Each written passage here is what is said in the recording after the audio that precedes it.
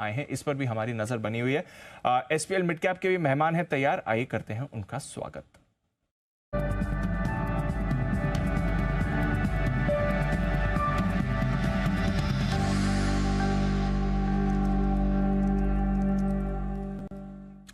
स्वागत है morning Himang sir और मेहुल कोठारी साहब। हिमांग सर, आपसे करते हैं शुरुआत, बताएं आपकी आज की long term pick. Good morning Deep, good morning to all the viewers. तो एसपीएल मिड कैप में मेरा जो पहला पिक है वो है कोचिन शिपयार्ड। प्राइस टारगेट रहेगा 1050। तो शिप बिल्डिंग सेक्टर के अंदर एक अच्छा ग्रोथ हम लोग देख रहे हैं, क्योंकि जो फ्लीट्स है वो एजिंग हो रही है और रेगुलेटरी रिक्वायरमेंट बदल रहे हैं। तो सब अपग्रेड कर रहे हैं, जिसका फायदा शिपयार्ड कंपनीज को मिल रहा है। और पर्टिकुलरली कोचिन शिपयार्ड में अगर देखें तो एक रिसेंटली हाइड्रोजन फ्यूल सेल फेरी कंपनी ने लॉन्च किया था। पूरा डोमेस्टिक टेक्नोलॉजी से तैयार किया हुआ था और प्रधानमंत्री मोदी ने उसका इनॉग्रेशन किया था।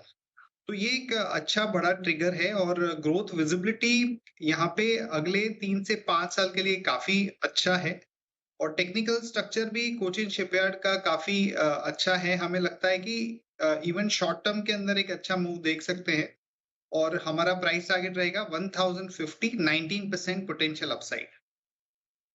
यह है आपके लिए 1050 के लिए कोचिन शिपयार्ड पर खरीदारी की राय। मेहुल जी बताएं सर, आपकी आज की long term pick. Good morning Deepanshu, good morning Anil ji. आज का जो मेरा लॉन्ग टर्म पिक है दैट इज सोलार इंडस्ट्रीज। 7500 के आसपास ट्रेड कर रहा है। इसको थोड़े 150 पॉइंट के रेंज में एक्यूमुलेट करना चाहिए। 7500 से 7350 के रेंज में धीरे धीरे एक्यूमुलेट कीजिए। 6500 का स्टॉप लॉस रहेगा और टारगेट जो मेरा है वो 9400 का रहेगा। इसका लॉन्ग टर्म ट्रेंड जो ऑलरेडी स्ट्रॉन्ग है, लास्ट 4 मंथ से कंसोलिडेट कर रहा था ये काउंटर, वो भी ट्रायंगुलर फॉर्मेशन में। कल ही ट्रायंगल पैटर्न, वो जो फॉर्मेशन था उस ट्रायंगल पैटर्न का ब्रेकआउट आया है। ऑफ कोर्स प्राइस एक्शन के साथ साथ वॉल्यूम्स भी एक्सेप्शनल थे। सो फॉर लॉन्ग टर्म यहाँ से लग रहा है कि सोलर इंडस्ट्रीज में अच्छा मूव देखने को मिल सकता है। सो बाई कीजिए for a target of 9400, stop loss 6500। Solar industries ये है वो स्टॉक्स जहाँ खरीदारी करने की राय। 6500 के स्टॉप लॉस से 9400 के बड़े टारगेट के लिए करें खरीदारी। मेहुल जी की लॉन्ग टर्म पिक। आइए बढ़ते आगे और वक्त है न्यूज़ पर व्यूज सेगमेंट का। मुलाकात करेंगे आज एक नई कंपनी से जो बाजार में उतरने की तैयारी में है आईपीओ के साथ।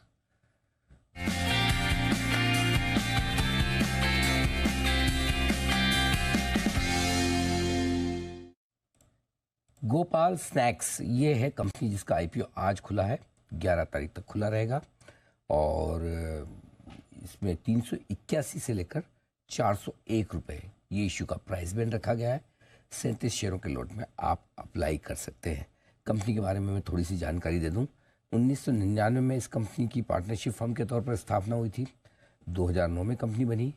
एफएमसीजी कारोबार करती है। गोपाल ब्रांड के तहत अपने प्रोडक्ट्स की बिक्री करती है और देसी स्नैक्स में नमकीन, गाठियाँ और विदेशी स्नैक्स में वेफर्स, नाश्ते वगैरह की बिक्री का मेन कारोबार है। विस्तार में कारोबार समझेंगे। हमारे दो खास मेहमान कार्यक्रम में हो रहे हैं शामिल।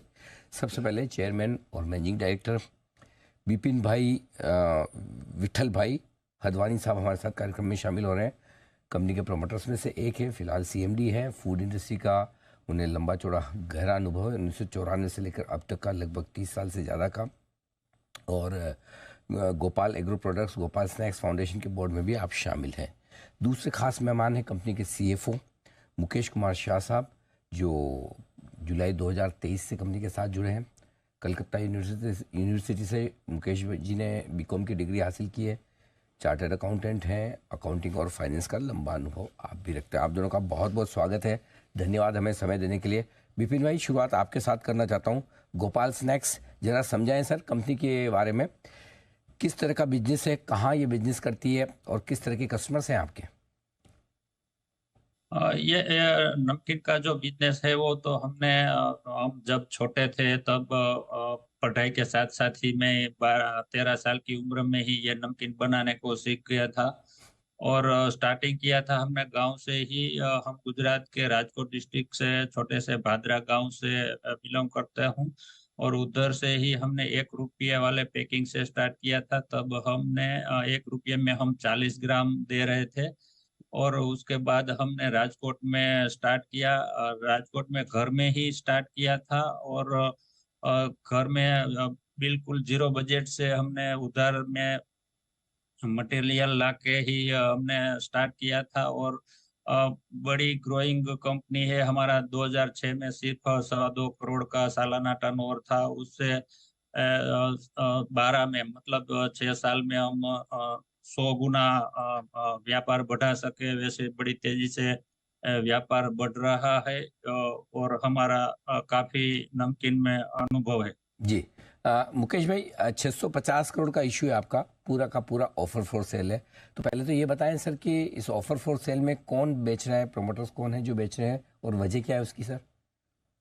650 करोड़ का जो हमारा ओएफएस है उसमें Gopal agree product private limited जो कि प्रमोटर्स की कंपनी है, जिसमें बिपिन भाई और दक्षा बहन शेयर होल्डर्स है, वो 520 करोड़ बेच रहे हैं। बिपिन भाई खुद के अपने पर्सनल स्टेक 80 करोड़ वर्थ के शेयर्स बेच रहे हैं। और एक अनदर सेलिंग शेयर होल्डर्स है हर्ष भाई, जो कि 50 करोड़ का सेल कर रहे हैं। Okay object of the OFS ऐसा है कि 2022 नवंबर 2022 में बिपिन भाई ने अपने एल्डर ब्रदर का स्टेक परचेज किया था 26.23%, जो कि उन्होंने बैंक से फाइनेंस किया था अपने पर्सनल कैपेसिटी पे। जी आज उस बैंक के जो लोन है उसका रिपेमेंट का ही ऑब्जेक्ट है हमारा ये आईपीओ का। एट कंपनी लेवल पे डेट फ्री है। There is no borrowing in the company Gopal Snacks पे।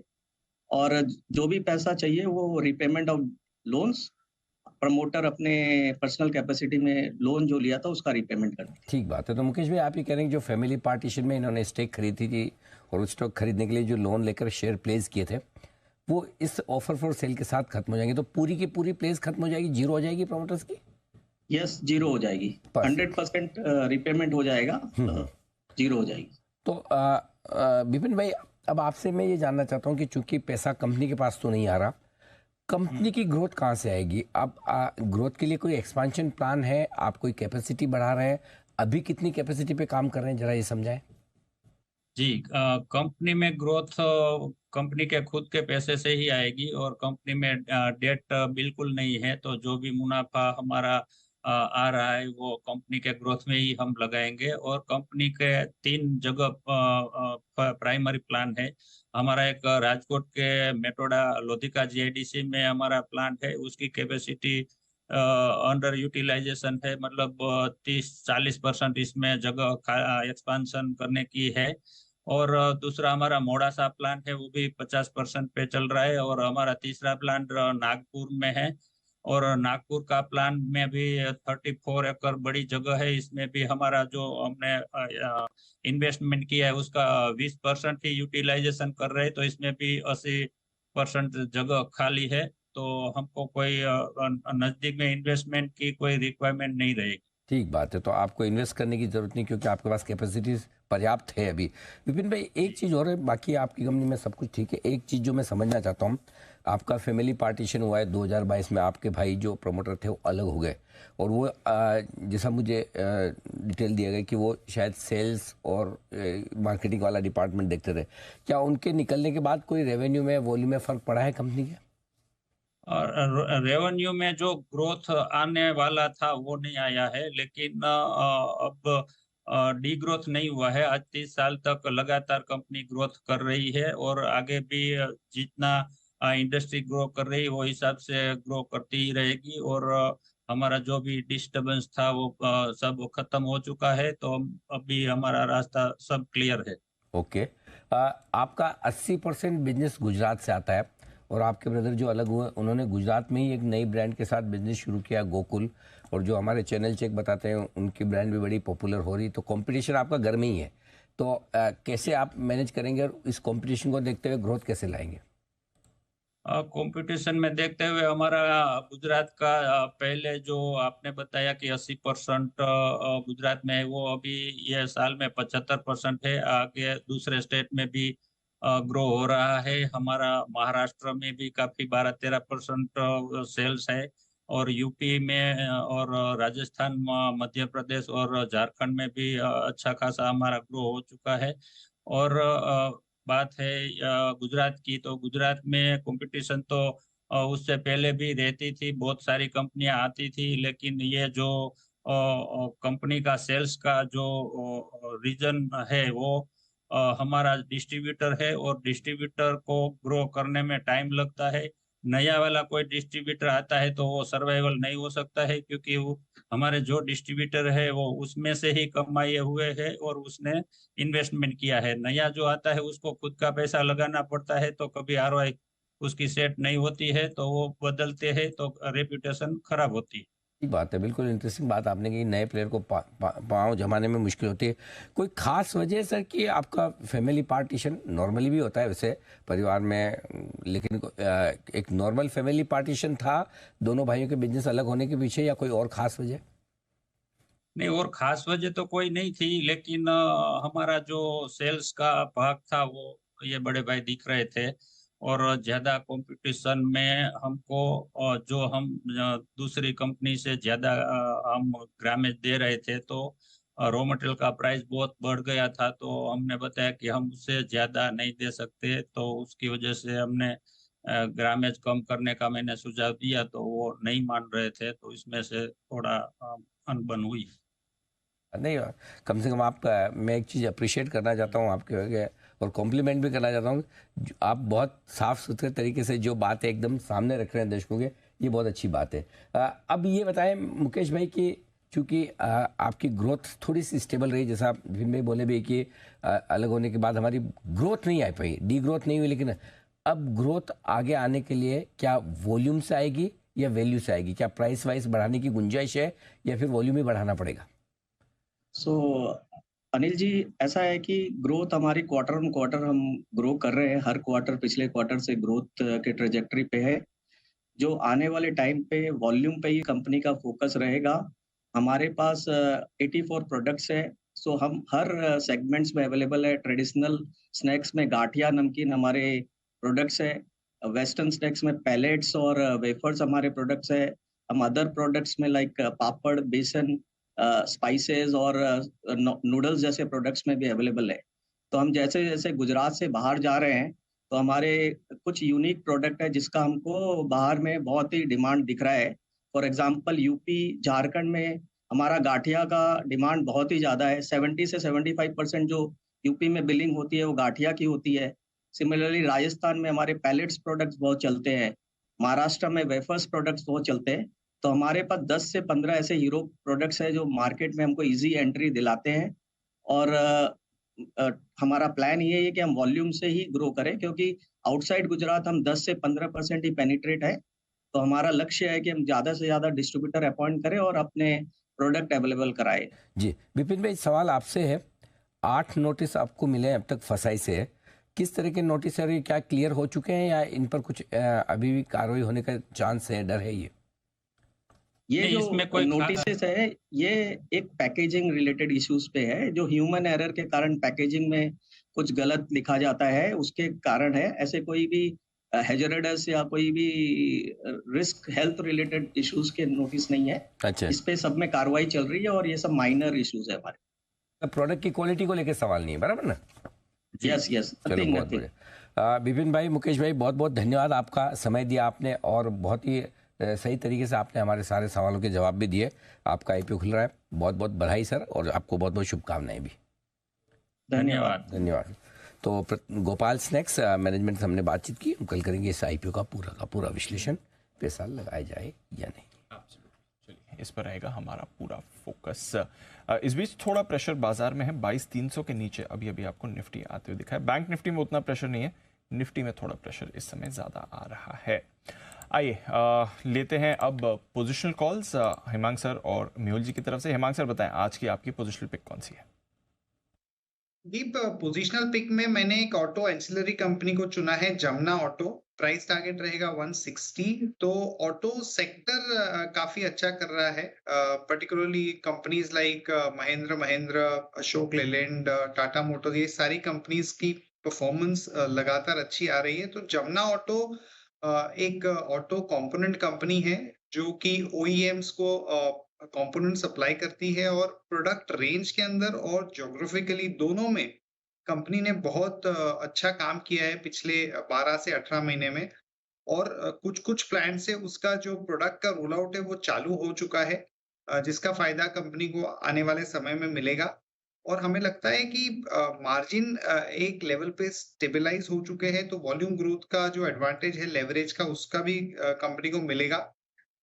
रिजल्ट्स के बाद एक छोटा-सा करेक्शन आया था स्टॉक में, बाद में वापस एक लेवल पे आ चुका है, तो टेक्निकली भी उसमें एक ब्रेकआउट देख रहे हैं। और प्राइस टारगेट जैसा मैंने कहा 160। जमुना ऑटो रिसेंटली इस स्टॉक पर भी कुछ एक्शन दिखा था, आज फिर से मूव आ रहा है और हिमांक सर की खरीदारी की भी राय आई है। मेहुल जी, आपकी पोजीशनल पिक कौन सी है सर? दीपांशु, आज की जो मेरी पोजिशनल पिक है दैट इज सफायर फूड्स। 1500 रुपए के पास ये ट्रेड कर रहा है। 1330 का स्टॉप लॉस लगाना है हमें। 1850 के टारगेट रहेंगे। More than 2 years stock struggle कर रहा है to clear the zone of 1500-1550। इस बार ड्यू टू यूफोरिया हमें लगता है मिड कैप में जो यूफोरिया है ये ब्रेकआउट आ जाएगा। तकरीबन 4 या 5 बार ही उसने अटेम्प्ट किया है पिछले 2 साल में 1500 के ऊपर सस्टेन होने के लिए। सो थोड़ा हमने इस चीज को प्रीएम्प्ट कर लिया कि ये ब्रेकआउट आता है, आएगा, और जब भी आएगा तो काफी बड़ा मूव देखने को मिल सकता है। तो पोजिशनल तौर पे बाय किया जा सकता है सफायर फूड्स को for target of 1850। Sapphire foods, यहाँ पर आपको करनी है खरीदारी, इस पर भी एक्शन आपको बनते हुए दिखेगा। कैश के स्टॉक्स में अच्छा रोटेशन दिख रहा है। मन इंडस्ट्रीज पर भी रखिए नज़र, कंपनी को एक API सर्टिफिकेट मिला है, ऐसी खबर आ रही है। इसकी और थोड़ी डिटेल्स निकालते हैं। आज 4.5% नीचे है counter. New ERV pipe manufacturing के लिए ये सर्टिफिकेट इन्हें मिला है। रखिए नज़र, आज वैसे स्टॉक कुछ खास करने के मूड में नहीं है। 4.5% के कट के साथ इस समय ट्रेड कर रहा है। गुजरात के जो अंजार प्लांट है उसको ये सर्टिफिकेट मिला है। मन इंडस्ट्रीज, इस पर रखेंगे नज़र। आइए, बग्गा साहब हैं हमारे साथ। और बग्गा साहब, एक इंटरेस्टिंग ट्रेंड जो बाजार में हो रहा है, इक्विटीज ऑल टाइम हाई पर हैं, गोल्ड आपके लिए ऑल टाइम हाई के करीब है, बिटकॉइन और क्रिप्टोज में भी बहुत बड़ी रैली इस समय आती हुई दिख रही है। इनफैक्ट आपसे आई थिंक एक बार पहले भी ये टच हुआ था, आज सुबह अनिल जी भी बात कर रहे थे, ब्लैक रॉक के ETF आने के बाद से यहाँ पर एक बड़ा एक्शन बना है।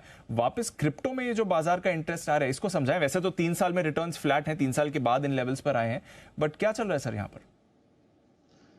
क्रिप्टो की इसके पहलू हैं। एक तो है कि हाफिंग होती है, तो आप जितना आप ब्लॉकचेन के फॉर्मूला सॉल्व करते हैं, उसके वो करने के बाद जब आपको बिटकॉइन मिलता है तो वो एफर्ट डबल हो जाता है रेगुलरली।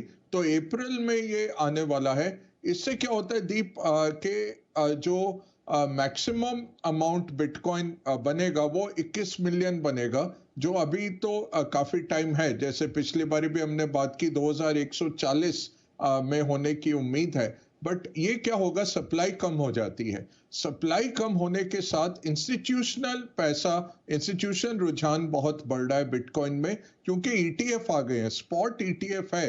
तो जैसे आप स्टॉक खरीदते हैं वैसे ही आप जाके बिटकॉइन ETF और दिग्गज कंपनियों का, आई शेयर का, ब्लैक रॉक का, या फिडेलिटी का, इन्वेस्को का, इतने सारे स्पॉट ETF अभी आपको मिलते हैं, जिसमें इंस्टेंट लिक्विडिटी भी है। आप 1 मिनट खरीदिए, दूसरे मिनट बेच भी सकते हैं। तो इससे इंस्टीट्यूशनल रुझान बहुत बढ़ गया है। ये है बिटकॉइन के पीछे 68,000 होने का जो मूलभूत कारण है। सोना अगेन, क्योंकि एक बहुत बड़ा सेगमेंट है मार्केट में जो ऑल टाइम हाईज देख के, और 8 हफ्ते लगातार S&P 500 ने ऑल टाइम हाई लगा रहा है। तो ये देख के काफी लोग कह रहे हैं कि मार्केट क्या टॉपिश हो रहा है। तो सोने में जो नेचुरल जाता है रुझान, वो हम देख रहे हैं, सोना बढ़ा है। रही बात स्टॉक्स की दीप, तो अब बहुत कुछ निर्भर करेगा कि फेड क्या बोलता है। इस हफ्ते लगभग 6 वक्ता बोलने वाले हैं। आज भी बोलेंगे। कल जो बॉस्टिक हैं अटलांटा फेड के, उन्होंने काफी एक तीव्र, मैं कहूँगा, कमेंट्री दी। उन्होंने कहा कि तीसरे क्वार्टर से पहले रेट कट नहीं आता। हम भी जुलाई का बात कर रहे हैं, जुलाई में शिफ्ट हो चुका है। पहला रेट कट कह रहे हैं। जब पहला रेट कट आएगा तीसरे क्वार्टर में, उसके बाद कुछ मीटिंग्स के लिए हम ठहराव रखेंगे। ये नहीं कि हम एक के बाद एक रेट कट करते जाएंगे। पॉलिसी जरूर रिस्ट्रिक्टिव है बट इकोनॉमी दमदार है। ऐसे माहौल में रेट कट करना इन्फ्लेशन को बुलावा देने की बात है, न्योता देने की बात है, वो हम नहीं करेंगे। तो रेट कट जब आएगा उसके बाद हम पॉज करेंगे। अब ये कहने की जरूरत नहीं थी क्योंकि आप डेटा डिपेंडेंट हैं तो डेटा डिपेंडेंट रहिए। आप जुलाई से सितंबर की बात कर रहे हैं। कल इसलिए अमेरिकन यील्ड बढ़े और थोड़ा हमने देखा स्टॉक मार्केट में हल्का सा एक कटौती आई। अब इस हफ्ते 5 और वक्ता बोल रहे हैं बट सबसे अहम है कि अमेरिका की लोकसभा और राज्यसभा, उनकी हाउस ऑफ रिप्रेजेंटेटिव्स और सेनेट के सामने उनके जो आरबीआई के हेड हैं, जो फेड के हेड हैं पावल साहब, उनका वक्तव्य रहेगा। तो सेमी एनुअल जो उनकी टिप्पणी रहती है यूएस कांग्रेस के सामने, वो कल और परसों रहेगी और उसमें दीप स्टेटमेंट आ जाती है पहले से ही। तो मार्केट पे इम्पैक्ट आज शाम तक हम देखेंगे कि आना शुरू हो जाएगा कि वो क्या कहते हैं। होपफुली वो ही डेटा डिपेंडेंट की बात कहेंगे और कहेंगे कि इन्फ्लेशन पे पूरी जंग हमने जीती नहीं, तो अभी हम रेट रखेंगे। उनको यूएस कांग्रेस के स्पेशली जो कम्युनिस्ट है वो अटैक करेंगे कि आपने इतना हाई इंटरेस्ट रेट रखा हुआ है, बट कोई कुछ कह नहीं सकता। अनएम्प्लॉयमेंट कम है, इकोनॉमी दमदार है, तो वो काफी बुलंदी पर हैं पावल। और ऐसा नहीं लगता कि मुझे कि इलेक्शन ईयर है उसके लिए ये कटौती करेंगे। साथ में दी बैंक ऑफ कनाडा की रेट की घोषणा है कल, और परसों फिर यूरोपियन सेंट्रल बैंक की रेट की घोषणा। कुछ होगा नहीं बट लोग कमेंट्री की तरफ देखेंगे कि क्या सोच है, स्पेशली ईसीबी की, क्योंकि 27 यूरोपियन नेशंस को वो रिप्रेजेंट करते हैं। तो काफी अहम जो क्रिस्टीन लगार्ड है उनकी स्पीच दीप काफी अहम रहेगी। बहुत अहम रहने वाली है पॉलिसी स्पीच आउटलुक का, और ये इस हफ्ते आने वाला है। बग्गा साहब तो खैर रेगुलरली हमारे साथ जुड़ते रहेंगे और सर से हम गाइडेंस भी लेंगे। बहुत बहुत शुक्रिया सर आज हमारे साथ जुड़ने के लिए और इन अहम मुद्दों पर हमारे साथ बात करने के लिए। Thank you sir. आइए न्यूज़ पर व्यूज़, और एक और खास मैनेजमेंट हमारे साथ जुड़ने के लिए है तैयार, सिग्नेचर ग्लोबल। आइए करते हैं इनसे बात।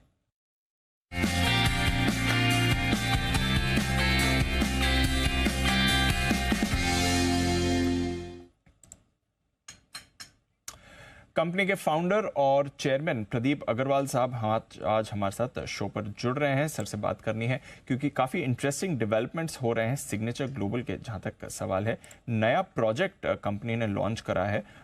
रिजल्ट्स भी कुछ समय पहले आए थे, बट जो नया प्रोजेक्ट लॉन्च करा है सर, उसके बारे में बात करनी है। गुरुग्राम में ये आपका प्रोजेक्ट आया है, वैसे भी बड़ी ग्रोइंग मार्केट है, प्रीमियम सेगमेंट की तरफ आप ये प्रोजेक्ट लेकर आ रहे हैं, जो ये बड़ा डेवलपमेंट है। वहां पर ऑलरेडी आपके इतने सारे डेवलपमेंट्स पहले आ चुके हैं सर, बट ये जो प्रीमियम प्रोजेक्ट लेकर आ रहे हैं, इसके बारे में बताइए। शिफ्ट अवे फ्रॉम जो आप यूजुअल करते हैं सर। सुदीप जी नमस्कार। बिल्कुल आपने ठीक कहा। जो सिग्नेचर ग्लोबल का भी एक प्रोजेक्ट लॉन्च हुआ है जिसमें 1008 यूनिट है, उसका जो सेल का रिस्पॉन्स रहा है वो बहुत जबरदस्त रहा है। 1008 यूनिट के अगेंस्ट लगभग 3600 करोड़ रुपए की हमने प्री सेल्स इसमें जनरेट की है। इसमें 8 टावर हैं और इसकी जो लोकेशन है वो द्वारका एक्सप्रेस वे पर है। कि आज आप देखें न्यूज ऑफ द टाउन जो है वो इस वक्त द्वारका एक्सप्रेस वे है, क्योंकि कभी भी मुझे लगता है आने वाले वीक में ये फ्लैग ऑफ हो सकता है। सो आज की डेट में जिस तरीके का इंफ्रास्ट्रक्चर गुरुग्राम में बन रहा है, उससे रियल एस्टेट की जो डिमांड है वो बाय डिफॉल्ट बनी हुई है। आपने कहा जो प्रीमियम सेगमेंट के अंदर ये है, तो क्या आपका शिफ्ट है? तो मुझे आपको ये कहना है इसके अंदर कि ये कहीं ना कहीं अपर मिडिल क्लास के लिए ये प्रोजेक्ट रहा, क्योंकि आप ये देखिए कि जो सेगमेंट 1 करोड़ रुपए से लेके 4 करोड़ के बीच में है, वो सेगमेंट कहीं ना कहीं अपर मिडिल क्लास को बिलोंग करता है। और हमारे जो प्रोजेक्ट्स हैं वो ऐसी लोकेशंस पे हैं, मुझे लगता है उसकी वजह से जो रिस्पॉन्स है वो बेहतर आया है। एक सवाल मैं भी लेना चाहता हूँ प्रदीप जी। सर नमस्कार, अनिल सिंह भी बोल रहा हूँ। नमस्कार।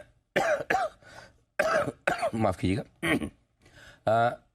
सर, कंपनी की जो स्ट्रेटेजी है, क्या इसमें कुछ शिफ्ट कर रहे हैं आप? क्योंकि अब तक हम आपकी कंपनी को लो और मिड इनकम सेगमेंट के लिए जानते हैं, राइट? वहाँ पे आपने बहुत अच्छा बिजनेस किया है, बहुत अच्छी पहचान बनाई है।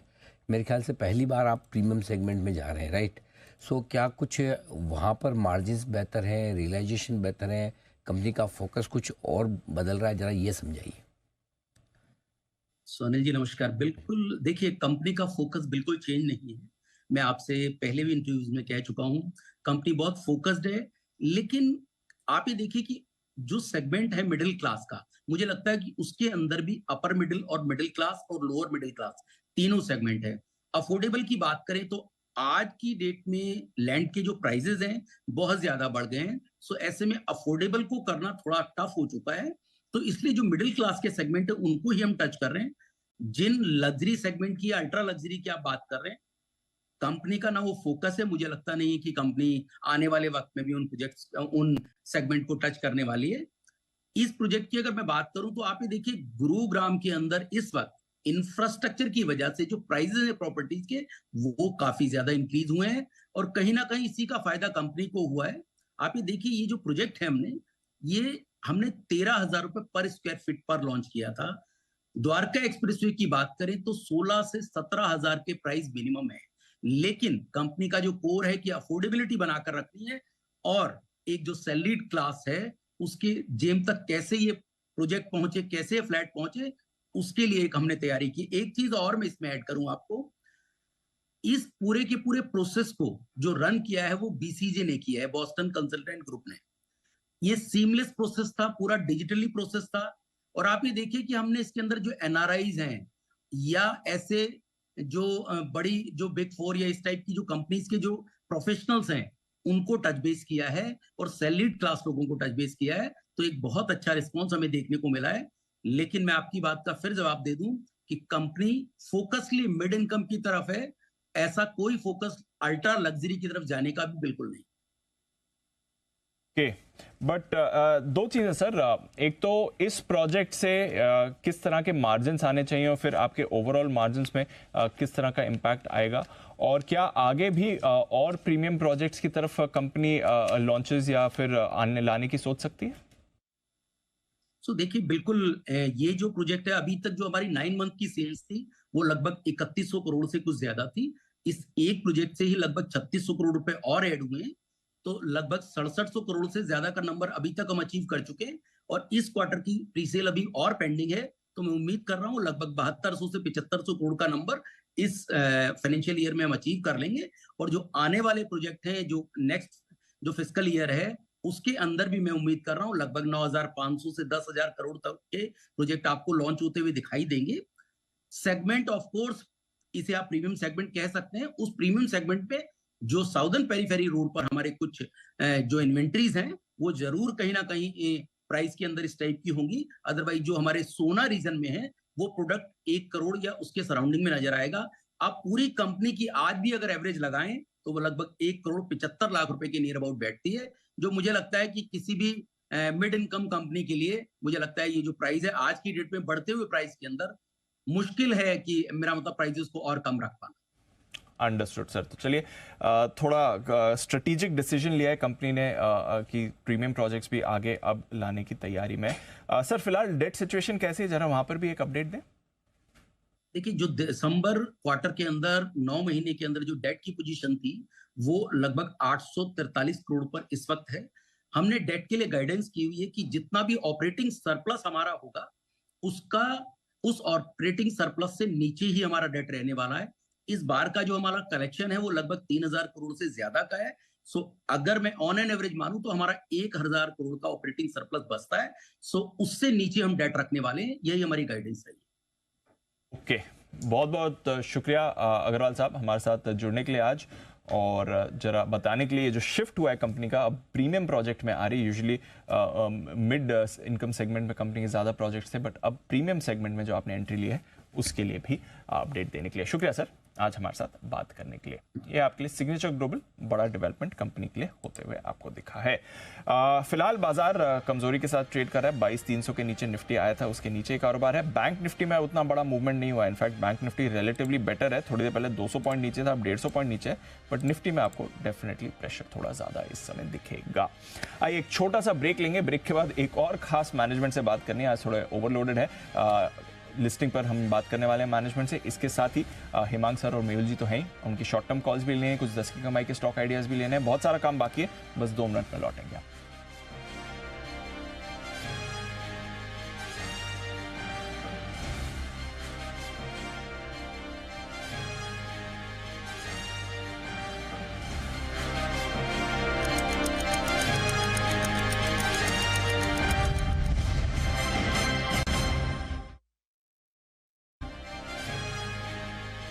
स्वागत है। ब्रेक के बाद आप देख रहे हैं 10 की कमाई और बाजार में नरमी वाला एक्शन बना हुआ है। बैंक निफ्टी हल्की रिकवरी के अटेम्प्ट इस समय कर रहा है।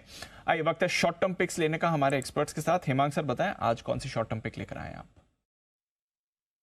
दीप, शॉर्ट टर्म पिक में मैंने चुना है एक फार्मा कंपनी, सन फार्मा एडवांस, स्पार्क के नाम से जानी जाती है। प्राइस टारगेट रहेगा 450 रुपए। तो ये एक बायो फार्मा कंपनी है जो कि अलग अलग एनसीई और एनबी सेगमेंट में अलग अलग प्रोडक्ट्स पे काम कर रही है। और हमें लगता है कि जिस तरह के एग्रीमेंट्स और टाई अप कंपनी ने किए हैं उसका फायदा आने वाले सालों में मिलेगा। और पर्टिकुलरली एक एक्सक्लूसिव लाइसेंस SCD 153 अभी रिसेंटली टाई अप किया है, जो कि एक शॉर्ट टर्म ट्रिगर होगा। तो फार्मा एज अ स्पेस थोड़ा सा रिवाइव कर रहा है। और मिड कैप फार्मा में हमें लगता है कि स्पार्क एक अच्छा कैंडिडेट हो सकता है शॉर्ट टर्म मूव के लिए। प्राइस टारगेट 450 के टारगेट के लिए खरीदारी करनी है। स्पार्क ये है आपके लिए काउंटर जहां पर एक्शन दिखेगा। मेहुल जी आप भी बताएं आपकी short term pick sir. Deepanshu, आज की जो शॉर्ट टर्म पिक है वो है ज्योति CNC। 625 से 630 के रेंज में ट्रेड कर रहा है। ये 590 का स्टॉप लॉस है, यहीं पे खरीदारी करनी है। 590 का स्टॉप लॉस और 695 का टारगेट रहेगा। हमारा न्यूली लिस्टेड स्टॉक है, सो ज्यादा डेटा नहीं है on technicals front, but short term charts ये बता रहे हैं कि after a rally from 515 to 670 जो रैली आई थी उसको इसने 61.8% रिट्रेस कर लिया है और फिर से एक ब्रेकआउट आ रहा है इस काउंटर में कंसोलिडेशन के बाद। सो शॉर्ट टर्म के नजरिए से खरीदारी करके चले। ज्योति CNC टारगेट 695। ओके तो ये है आपके लिए ज्योति CNC 695 पर रखें, इस पर भी नजर। रिसेंटली लिस्टेड की कंपनी की बात करी मेहुल जी ने। आज की जो लिस्ट हुई है कंपनी उससे बात करने के लिए हमें तैयार प्लैटिनम इंडस्ट्री से करेंगे बातचीत। आइए मैनेजमेंट हमारे साथ जुड़ रही है। न्यूज पर व्यूज का एक और खास सेगमेंट।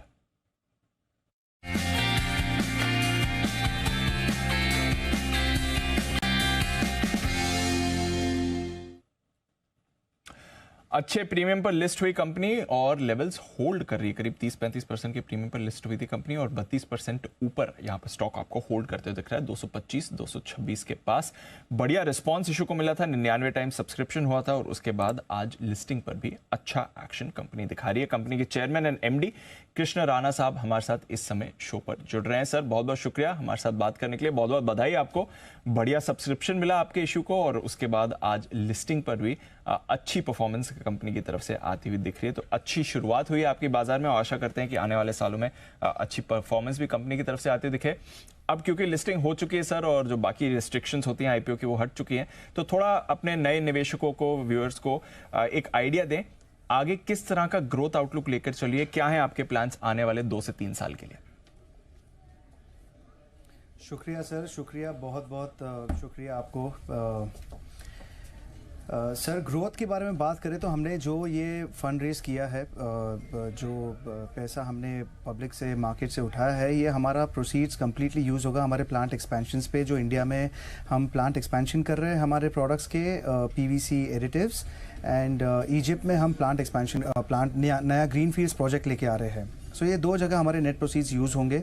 एंड उधर से ग्रोथ तो हमारा ये प्रोडक्ट का बीइंग इन स्पेशलिटी इंडस्ट्री और प्रोडक्ट की डिमांड बहुत अच्छी है, तो इसका ग्रोथ तो कंटिन्यूस और बरकरार रहेगा सर। ओके किस तरह के टारगेट्स लेकर चल रहे हैं सर? रेवेन्यू ग्रोथ कैसी आप एक्सपेक्ट कर रहे हैं? किस तरह की प्रॉफिटेबिलिटी ग्रोथ होनी चाहिए आपकी? सर अगर आप हमारे पास रिकॉर्ड्स देखो और फ्यूचर भी हम लोग 25 to 30% CAGR पे ग्रोथ कंटिन्यूस रखेंगे सर। नए प्रोडक्ट के डेवलपमेंट्स हो रहे हैं, नए प्रोडक्ट्स मार्केट्स में लेके आएंगे, नए प्रोडक्ट्स के ऊपर नई नई कंपनियां डिपेंडेंट होगी हमारे इस पर। कुछ प्रोडक्ट हमने पेटेंट किए हैं तो उससे हमें काफ़ी मार्केट पेनिट्रेशन मिलेगा, जिससे हमारा ग्रोथ जो है वो कंसिस्टेंटली बरकरार रहेगा सर कंपनी का।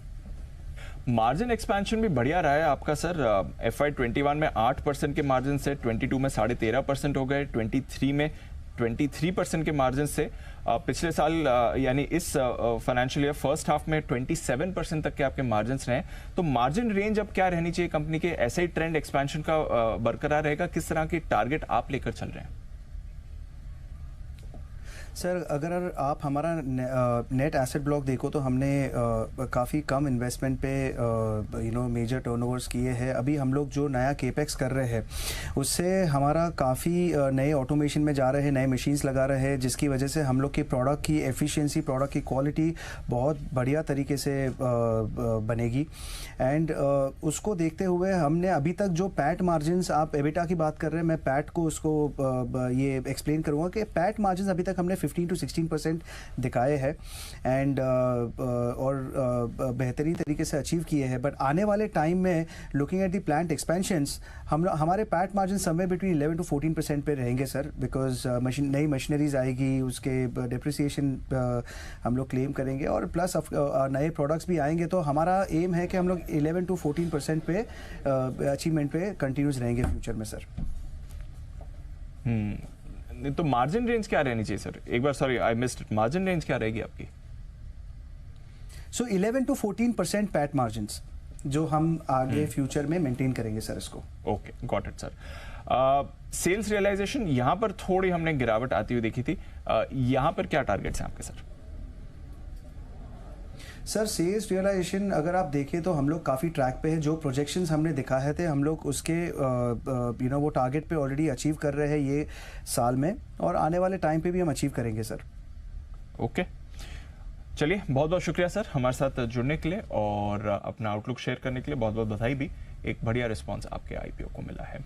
ये आपके लिए प्लैटिनम इंडस्ट्रीज जहां पर आज अच्छा डेब्यू कंपनी के लिए हुआ है। बाजार में थोड़ी नरमी है और नरमी के मूड के साथ ही हम क्लोजिंग के लिए जा रहे हैं। उससे पहले बंसल जी की एक 10 की कमाई लेना रह गया है। बंसल जी बताएं सर कौन सा स्टॉक लेकर आए 10 की कमाई के लिए?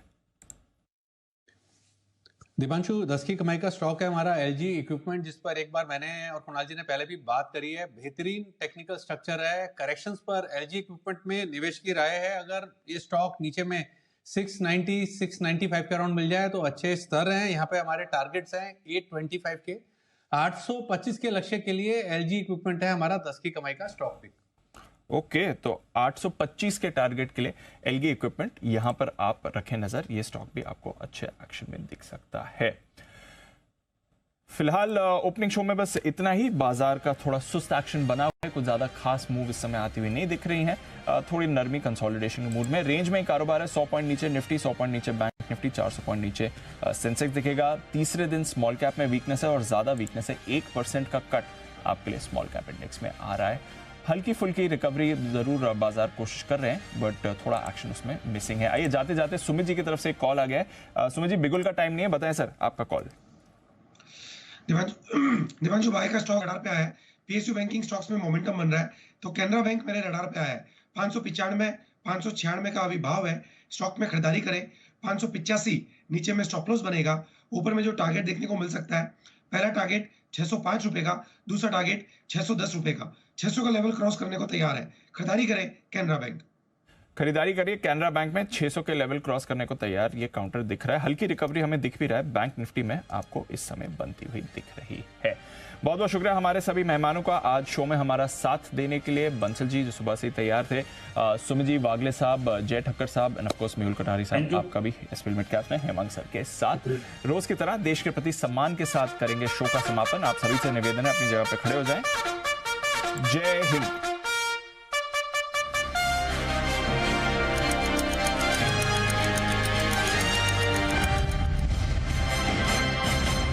Investment in security markets are subject to market risk.